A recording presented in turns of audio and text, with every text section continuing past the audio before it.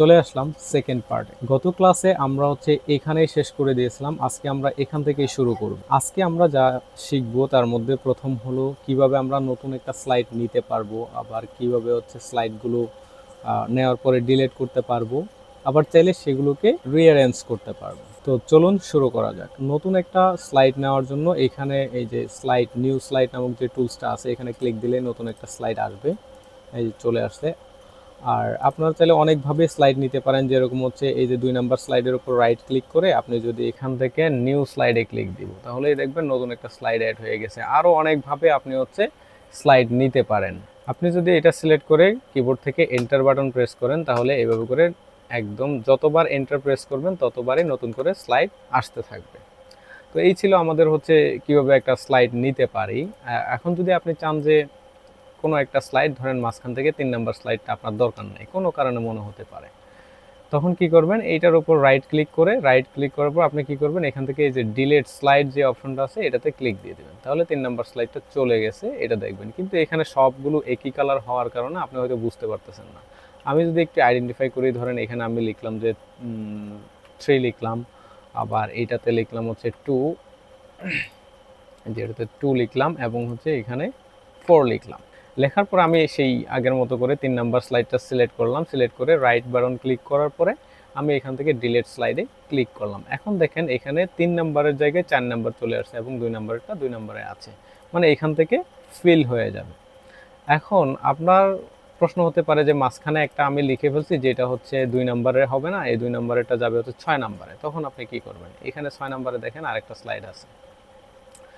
তখন আপনি একদম সিম্পল কাজ, এরকম মাউস দিয়ে ধরে টেনে এই যে 6-এর জায়গায় বা আগে বা পরে নিয়ে বসাই দিবেন, যেখানে সেটার জায়গা আছে আর কি।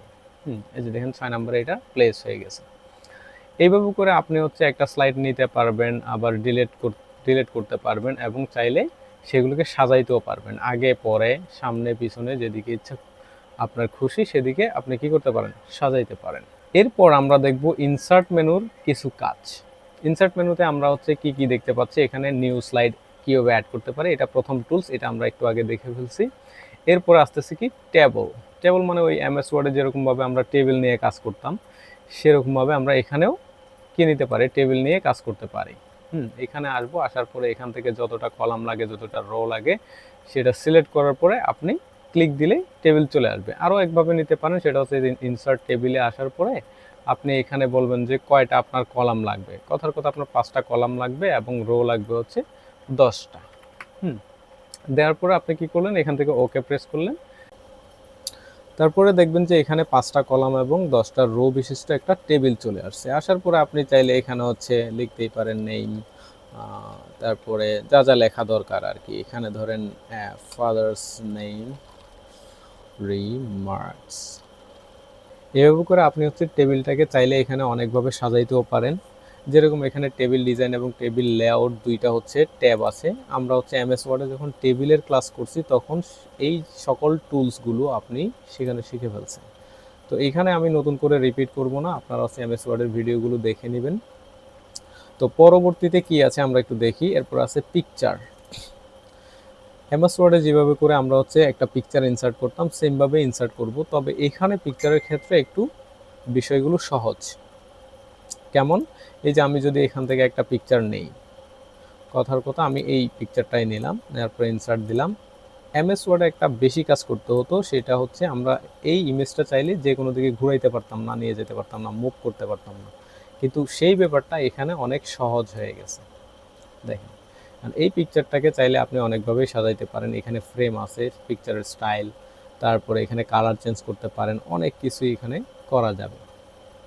আচ্ছা, ইনসার্টের ভিতরে এরপরে যেই টুলসগুলো আছে তার মধ্যে অন্যতম একটা টুলস শেপ। ইলাস্ট্রেশন সাবমেনুর ভিতরে শেপ, ঠিক আছে। এই শেপ মানে অনেক ধরনের আকৃতি হতে পারে, যেরকম রেক্ট্যাঙ্গল, সার্কেল, ট্রায়াঙ্গেল, মানে ত্রিভুজ, চতুর্ভুজ, হ্যাঁ, বৃত্ত, এরকমের শেপ, অনেক ধরনের শেপ এখানে আছে। এখান থেকে যেই শেপটা আপনার প্রয়োজন হবে সেটা নিয়ে আপনি কাজ করতে পারবেন। যেমন আপনার যদি একটা ত্রিভুজ দরকার হয়, তাহলে ত্রিভুজ শেপটা সিলেক্ট করার পর আপনি এখানে ড্র করবেন, তাহলে দেখবেন একটা ত্রিভুজ চলে আসছে। এবং এই শেপটাকে আপনি ডিজাইন করার জন্য যাবতীয় টুলস এখানে শেপ ফরম্যাটের ভিতরে পেয়ে যাবেন। তারপরে কি আছে, তারপরে আমাদের হচ্ছে এই যে আইকনস আছে, আইকনগুলো হচ্ছে আপনি ডাউনলোড করে নিতে পারবেন। তারপর 3D মডেল আছে। এখান থেকে ধরেন আমি একটা 3D মডেল নিব। এটার জন্য আপনার হচ্ছে পিসিতে হচ্ছে ইন্টারনেট কানেকশন থাকতে হবে। অফলাইনে হলে এই 3D মডেলটা আপনি নিতে পারবেন না। কথার কথা আমি হচ্ছে এখান থেকে কি নিলাম, এই যে বাটারফ্লাই বা বলটা নেই, এই যে বলটাকে আমি হচ্ছে ধরেন এই বলটা নিয়ে এই যে ইনসার্ট করে দিলাম। এটা একটু সময় নেবে নেট স্পিডের উপর নির্ভর করে। এই যে দেখেন এটা সম্পূর্ণ 3D মুভ হচ্ছে, ঠিক আছে। তো এটাকে চাইলে আপনি পজিশন বরাবর বসায়ে এটাতে হচ্ছে আপনি ট্রানজিশন অ্যানিমেশন যা যা দেওয়া দরকার এগুলো হচ্ছে পরে দেখাবো। আজকে শুধু আমরা ইনসার্ট মেনুটা দেখব, কিভাবে আমরা বাইরে থেকে কোনো জিনিস বা এখানে টুলস ব্যবহার করে বিভিন্ন জিনিস ইনসার্ট করাতে পারি। আচ্ছা, তার মধ্যে এই যে ইনসার্ট মেনুর মধ্যে ইলাস্ট্রেশন গ্রুপের একদম মানে অসাম জিনিস যেটা আর কি, হ্যাঁ, সেটা হচ্ছে আমাদের স্মার্ট আর্ট। যেরকম নাম সেরকম কাম, ঠিক আছে। তো এখান থেকে স্মার্ট আর্টের মাধ্যমে আমরা কি কি করতে পারি দেখেন। স্মার্ট আর্টের অনেকগুলো টাইপ আছে, ঠিক আছে। এক হচ্ছে লিস্ট, কোনো একটা আপনার হচ্ছে অনেকগুলো আইটেম আছে যেগুলো আপনি লিস্ট আকারে দেখাইতে চান, তালিকা করে আর কি। তো তখন যদি আপনি খুব আকর্ষণীয়ভাবে দেখাইতে চান তাহলে এখানে এসে স্মার্ট আর্টের ভিতরে এসে লিস্টে যাবেন, লিস্টের থেকে একটা লিস্ট নিয়ে নেবেন। এটাও নিতে পারেন, এটাও নিতে পারেন, আপনার যেটা পছন্দ বা যেটা মানে অডিয়েন্সকে আকর্ষিত করবেন সেরকম একটা নিয়ে আপনি কি করবেন, এখানে ওকেতে প্রেস দিবেন, তাইলে দেখবেন সেরকম স্মার্ট আর্ট চলে আসছে। এবং এই টেক্সটের জায়গায় আপনার প্রয়োজনীয় টেক্সটটা লিখে দিতে পারবেন, ঠিক আছে। তো এই সব কিছু দেখার পরে আমরা একটা ফাইনাল প্রজেক্ট করব, যেখানে আপনি হচ্ছে একদম প্রপারলি একটা প্রেজেন্টেশন কিভাবে তৈরি করতে পারবেন, কিভাবে করলে সবচেয়ে ভালো হয়, অ্যানিমেশন ট্রানজিশন সব কিছুর সংমিশ্রণে একটা প্রজেক্ট আমরা করব, মানে এই পাওয়ার পয়েন্টের টিউটোরিয়ালের শেষের দিকে। তার আগে আমরা হচ্ছে এখানে যে টুলসগুলো আছে সেগুলো আমরা দেখে নেব। তো স্মার্ট আর্টের ভিতরে গেলে আপনি আরও অনেক কিছুই পাবেন। এই যে দেখেন প্রসেস আছে, কোনো একটা প্রসেস বা সাইকেল বুঝাইতে গেলে, যেমন হচ্ছে ওয়াটারফল মডেল, তারপরে হচ্ছে সফটওয়্যার ডেভেলপমেন্ট লাইফ সাইকেল, এরকম অনেক কিছুই আছে। এরপর সাইকেলের ভিতরে এটা আছে প্রসেস অ্যান্ড হায়ারেসি আছে, রিলেশনশিপ আছে, ম্যাট্রিক্স, পিরামিড, এরপরে আবার এখানে পিকচারও আছে। যেটা আপনার প্রয়োজন হবে সেটাই আপনি এরকমভাবে সিলেক্ট করে নিয়ে ওকে দিলেই সেই জিনিসগুলো চলে আসবে। দেখেন আমি পিরামিড নিয়েছি, এই পিরামিডটা চলে আসছে ত্রিভুজের মতো করে, এখানে অনেকগুলো টেক্সটের ফিল্ড দিয়ে দিয়েছে। তো এই যে স্মার্ট আর্ট ডিজাইন বা ফরম্যাটের ভিতরে যে আপনি হচ্ছে কালার কম্বিনেশন করা, হ্যাঁ, কালার চেঞ্জ করে দিতে পারবেন, এরপরে টেক্সটগুলো এডিট করে দিতে পারবেন, সব কিছুই পারবেন। এবং এই জিনিসগুলোকে ধরে আপনি এখান থেকে অ্যানিমেশন দিয়ে দিতে পারবেন। আচ্ছা, অ্যানিমেশন এবং ট্রানজিশন আমরা পরবর্তী লেসনে দেখব, তার আগে আমরা ইনসার্ট মেনুটা ক্লিয়ার করি। এরপরে আপনার কি আছে দেখেন, চার্ট। চার্ট মানে হচ্ছে একটা আপনার হচ্ছে ওই আমরা যখন পপুলেশনের হারটা দেখি বা পরিসংখ্যান দেখি তখন হচ্ছে এই চার্টের ব্যবহার বেশি হয়। এছাড়াও বিভিন্ন ক্ষেত্রে আপনার যদি এই শেয়ার মার্কেট দেখেন কিংবা হচ্ছে কোনো বিজনেস গ্রাফ দেখেন তখন এই চার্টের ব্যবহারটা সবচেয়ে বেশি হয়। এখন আপনি এখানে চার্টের ভিতরে আসলেও অনেক ধরনের চার্ট দেখতে পাবেন। আমরা হচ্ছে একদম সহজ সরল একটা চার্ট করে দেখব, সেটা হচ্ছে কলাম চার্ট। এখান থেকে আমি ধরেন একটা 3D কলামের হচ্ছে চার্ট নিলাম, ওকে দিলাম, দেওয়ার পরে দেখতেছি এখানে আমাদের চার্ট চলে আসছে। আসার পরে আপনি হচ্ছে এখানে দেখেন সিরিজ 1, 2, 3 এবং ক্যাটাগরি আছে অনেকগুলো। এগুলোকে আপনি যখন এডিট করবেন, যেমন হচ্ছে আমি সিরিজ 1-এ লিখে দিলাম হচ্ছে এই জানুয়ারি, ঠিক আছে। যার পরে এখানে গেলেই আপনি এখানে যে সিরিজগুলো আছে, এই যে আমি যদি জুম করি, সরি, এই যে দেখেন এখানে যে সিরিজ 1 ছিল সেটা জানুয়ারি হয়ে গেছে। আবার যদি আমি এই সিরিজ 2-তে লিখে দিই হচ্ছে ফেব্রুয়ারি, তাহলে দেখবেন এই সিরিজ 2টাও চেঞ্জ হয়ে গেছে। এভাবে করে প্রত্যেকটা ডেটা আপনি এখান থেকে ধরে ধরে চেঞ্জ করে নিতে পারেন। আমি এখানে ধরেন লিখে দিলাম হচ্ছে কিবোর্ড, ঠিক আছে, এন্টার দিয়ে আসলাম, এখানের ক্যাটাগরিটা দেখেন চেঞ্জ হয়ে গেছে।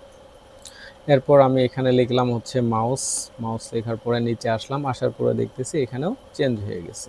এরপর আমি শেষেরটা লিখে দিলাম হচ্ছে প্যান ড্রাইভ। এটা আমি আমার ইচ্ছা মতো দিচ্ছি, আপনিও চাইলে আপনার ইচ্ছা মতো দিতে পারেন। তো কিবোর্ড আমি আনুমানিক ধরে নিলাম যে জানুয়ারি মাসে সেল হয়েছে ধরেন 500 পিস। সাথে সাথে দেখেন আমি যখন এখানে 500 এন্ট্রি দিলাম তখনই এই প্রথম কলামটা মানে হচ্ছে জানুয়ারি মাসে, এখানে এই আমরা লেজেন্ডগুলো দেখেই বুঝতে পারবো যে কোনটা কোন মাস। জানুয়ারিটা হচ্ছে ব্লু, অরেঞ্জটা হচ্ছে ফেব্রুয়ারি, এবং সিরিজ 3 এটা আমি লিখি নাই, এটা ধরেন হচ্ছে মার্চ। আচ্ছা, তাহলে মার্চ হবে হচ্ছে আপনার এই যে গ্রে বা অ্যাশ কালার যেটা বলেন সেই জিনিসটা। এখন ফেব্রুয়ারিতে ধরেন কিবোর্ড সেল হয়েছে 650টা, হ্যাঁ দিলাম, দেখেন সাথে সাথে এই কলামটা চেঞ্জ হয়েছে। এভাবে করে প্রত্যেকটা ডেটা আপনি চাইলে কি করতে পারেন, চেঞ্জ করে নিতে পারেন। আমি ফটাফট এই জিনিসগুলোকে করে ফেলি। আচ্ছা, আমার কাজ শেষ। এখন আপনি এইটা চাইলে হচ্ছে কেটেও দিতে পারেন, আবার হচ্ছে মানে যখন প্রয়োজন হবে এখানে যদি ডেটাগুলো চেঞ্জ করা লাগে তখন হচ্ছে আপনি এটাকে নিয়ে এসে কাজ করতে পারেন। আমি এটা কেটে দিলাম। এখন আপনার প্রশ্ন হতে পারে যে আমি এই জিনিসটা আবার কোথায় পাবো, আমি তো হারাই ফেলছি। তো এটার সমাধান আছে, এটা নিয়ে টেনশন করার কোনো কারণ নেই। আচ্ছা, এটা আপনি কোথায় খুঁজে পাবেন, এই যে চার্ট ডিজাইন আছে না, এখানে আসবেন, আসার পরে দেখেন এখানে সিলেক্ট ডাটা আছে, এরপরে এডিট ডাটা আছে। এই এডিট ডাটার ভিতরে যেয়ে আপনি এডিট ডাটাতে ক্লিক করলেই ওই শিটটা আবার চলে আসবে। এটাকে মুভ করে নিয়ে এসে আপনি এডিট করে নিতে পারবেন। আশা করি বুঝতে পেরেছেন। তারপরে আপনি চার্ট ডিজাইনের ভিতরে আসলে চার্টের অনেক ধরনের হচ্ছে এখানে কালার আছে, আপনি চাইলে ধরে ধরে হচ্ছে সেই কালারগুলো চেঞ্জ করতে পারেন। আবার যদি মনে হয় যে না আপনি আপনার মতো হচ্ছে মাস্টারি করবেন, মানে হচ্ছে কলামগুলো ধরে ধরে আপনার ইচ্ছা মতো সাজাবেন, তখন এই ফরম্যাটে আসবেন, দেন সেই ফিল ধরে ধরে আপনি হচ্ছে চেঞ্জ করে দিতে পারবেন। আমি করলাম না, আপনি চাইলে হচ্ছে করে নিতে পারেন। এখন আমি যেভাবে দেখাচ্ছি এইভাবে হচ্ছে দেখাইলে আসলে একটা চার্টের ক্লাস ফুলফিল হয় না। আমি তো প্রেজেন্টেশনের ক্লাস করাচ্ছি, আপনি যদি চার্টের ক্লাস করতে চান তাহলে হচ্ছে আপনি এমএস ওয়ার্ডের ভিতরে হয়তো চার্টের ক্লাস আছে, সেখানে দেখে নিতে পারবেন। আর না দেখলে আপনি হচ্ছে কমেন্টে জানাবেন, আমি নতুন করে ভিডিও তৈরি করে দিয়ে দেব। এখন ইনসার্ট মেনুতে এরপরে কি আছে, আরও অনেক কিছু আছে এখানে, জুম, লিঙ্ক, তারপর অ্যাকশন। এই বাটনগুলো আপনাদের যদি ভার্সনটা একটু মানে ব্যাকডেটেড হয় সেক্ষেত্রে আপনি নাও পেতে পারেন, ঠিক আছে। এগুলো বিশেষ সেরকম কোনো প্রয়োজন পড়ে না। কমেন্ট জিনিসটা মাঝে মধ্যে প্রয়োজন পড়ে, মানে হচ্ছে জাস্ট মনে রাখার জন্য, ভুলে গেলে আপনি জাস্ট রিমার্ক করে রাখলেন যে এখানে এই জিনিসটা আছে।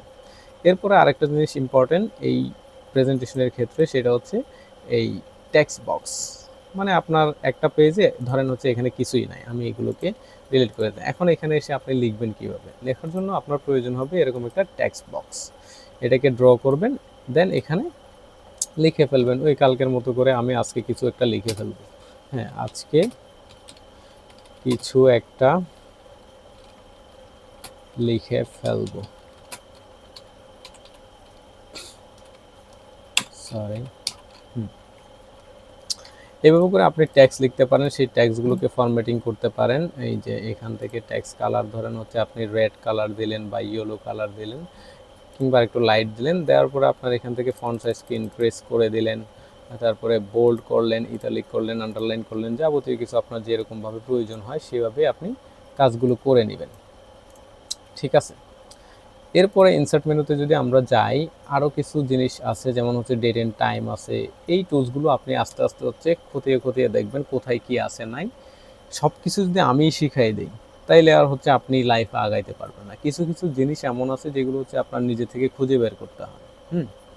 তো সেরকমই প্রত্যেকটা জায়গায় আপনার নিজেকে পথ খুঁজে বের করতে হবে। যদি কোনো জায়গায় আটকে যান সেক্ষেত্রে ভিন্ন কথা, যারা সিনিয়র আছে তাদের কাছ থেকে আপনি জেনে নিতে পারেন। এরপরে ইকুয়েশন আছে, ইকুয়েশন কীভাবে নিতে হয়, কাস্টমাইজলি একটা ইকুয়েশন কীভাবে আপনি বানাবেন সেই জিনিসগুলো আপনি এমএস ওয়ার্ডের যে ভিডিওগুলো আছে আমার সেখানে পেয়ে যাবেন। তো এখানে নতুন কি আছে, মিডিয়া যে সাবমেনু, সেটা এখানে আপনার ভিডিও ইনসার্ট করতে পারবেন, এরপরে অডিও ইনসার্ট করতে পারবেন, আবার চাইলে স্ক্রিন রেকর্ড করে ইনস্ট্যান্টলি আপনি ইনসার্ট করতে পারবেন। আমি একটা জিনিস দেখাই দিই, যেরকম হচ্ছে আমি একটা ভিডিও ইনসার্ট করে দেখাই দিই। এখানে আসলাম, আমার ডিভাইসের মধ্যে একটা ভিডিও আছে, আমি আসলাম হচ্ছে ডাউনলোডসে, আসার পরে ধরেন এই ভিডিওটাই আমি হচ্ছে ইনসার্ট করব, ইনসার্ট দিলাম এখানে। তো এটাকে ছোট বড় করে আপনার পজিশন অনুযায়ী আপনি বসায় নিতে পারবেন। দেন এখান থেকে ক্লিক করলে সেই জিনিসটা প্লে হবে। কম্পিউটার ছাড়া দুনিয়ায় চলে না। আচ্ছা, এই ভিডিওটা হয়তো আপনারা দেখে ফেলছেন। তো ম্যাটার সেটা না, ম্যাটার হচ্ছে আমি কিভাবে একটা ভিডিও ইনসার্ট করলাম সেটাই দেখালাম। এরপর ভিডিও ফরম্যাটের ভিতরে আপনি হচ্ছে এই ভিডিওটাকে অনেকভাবে সাজাইতে পারেন। তারপর এই যে কারেকশন করতে পারেন, দেন হচ্ছে কালার চেঞ্জ করতে পারেন, অনেক কিছু করতে পারেন, ফ্রেম চেঞ্জ করতে পারেন। ঠিক আছে?